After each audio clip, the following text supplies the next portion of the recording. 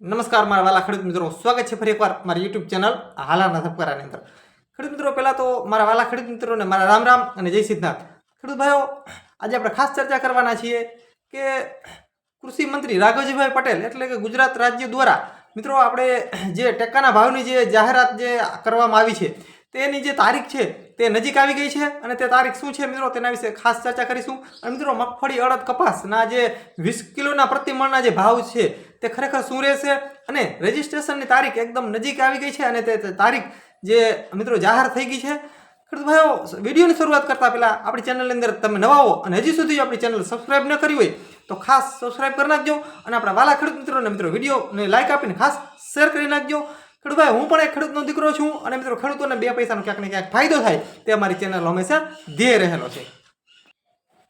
ખેડૂત મિત્રો, ગુજરાત સરકાર દ્વારા એટલે કે કૃષિ મંત્રી રાઘવજીભાઈ પટેલ દ્વારા હમણાં જ મિત્રો પરિપત્ર જાહેર કરવામાં આવ્યો છે કે ખેડૂતોને ટેકાના ભાવની તારીખ તેને જાહેર કરી છે।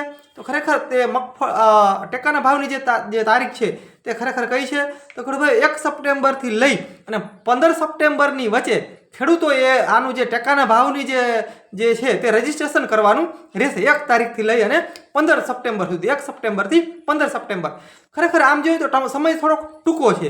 આમાં કદાચ સરકાર થોડું ઘણું કદાચ વિચારી પણ શકે આગળના સમયમાં, કેમ કે આવું ઘણી વખત થયેલું છે, કેમ કે સમયગાળો છે તે 15 દિવસનો માન છે। હવે આમાં શું થતું હોય છે કે ગામડાની અંદર સર્વર ડાઉનના ઇસ્યુ આવતા હોય છે, એટલે વધારે ભાગે ગામડામાં જ આ વધારે પ્રોસેસ બધી છે રહેલી, એટલે આ ઇસ્યુ સર્વરને લીધે ઘણી વખત કામ જે છે તે ટાઈમસર થતું નથી, એટલે ઘણી વખત જે તારીખ જે છે તે લંબાવવામાં આવે છે। આ ખરેખર જે તારીખ છે જે સમય છે તે 15 દિવસનો માન છે અને ટૂંકો ગાળાનો સમય છે, એટલે ખેડૂતોને ક્યાંક ને ક્યાંક પ્રોબ્લેમ પણ થઈ શકે। પણ મિત્રો, ટેકાના ભાવની જે તારીખ છે તે ખરેખર જાહેર થઈ ગઈ છે અને ખેડૂતોએ જેમ બને તેમ ટાઈમસર વહેલેસર રજીસ્ટ્રેશન કરાવી લેવું।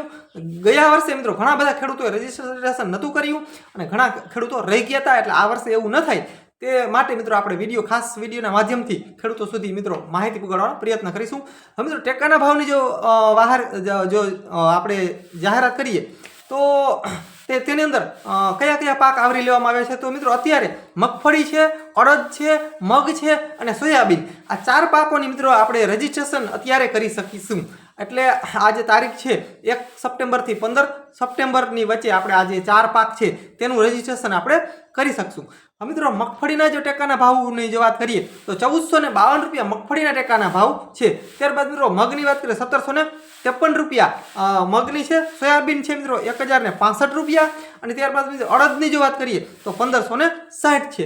હવે આપણો મેન પાક છે મગફળીના મિત્રો ટેકાના ભાવનો આ વર્ષે 1452 લેખે સરકાર જે છે તે ખેડૂતો પાસેથી મગફળી ખરીદશે, એટલે કે સારી બાબત છે। 1452 રૂપિયા ખેડૂતોને જો આટલા ભાવ હોય તો મગફળીમાં બિલકુલ વાંધો નથી, એટલે આ જે છે 1452 રૂપિયા છે તે સારી કિંમત છે।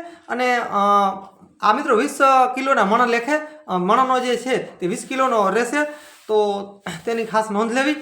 તો ખેડૂત ભાઈઓને મારી ખાસ ભલામણ છે કે બને ત્યાં સુધી જલ્દી રજીસ્ટ્રેશન કરી નાખવું, કેમ કે આગળના સમયમાં કદાચ તારીખ ન પણ લંબાઈ શકે, આ તો સરકાર છે કાંઈ કહી ન શકાય, એટલે ખાસ જેમ બને તેમ વહેલું રજીસ્ટ્રેશન ખેડૂતોને મારી ભલામણ છે કે રજીસ્ટ્રેશન વહેલું કરે। હવે મિત્રો, ડોક્યુમેન્ટની જો કદાચ વાત કરીએ તો જઈ સાલ જે ડોક્યુમેન્ટ જે જરૂર પડી હતી, આધાર કાર્ડ છે, 7, 12, 8 છે, તે જ મિત્રો ડોક્યુમેન્ટ રહેશે।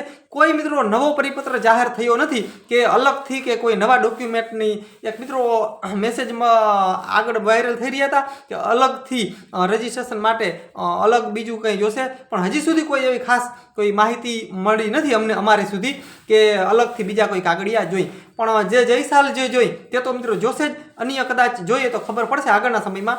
પણ મિત્રો, ખાસ તારીખ જે છે તે સરકારે જાહેર કરી દીધી છે અને ખેડૂતોએ રજીસ્ટ્રેશન વહેલી તકે કરી લેવું એવી બધા અમારા વાલા ખેડૂત મિત્રોને મારી ભલામણ છે। તો ખેડૂત મિત્રો, બસ જય સિદ્ધનાથ મહાદેવ મિત્રો, મળીએ આગલા વિડીયોમાં, ત્યાં સુધી રજા આપશો।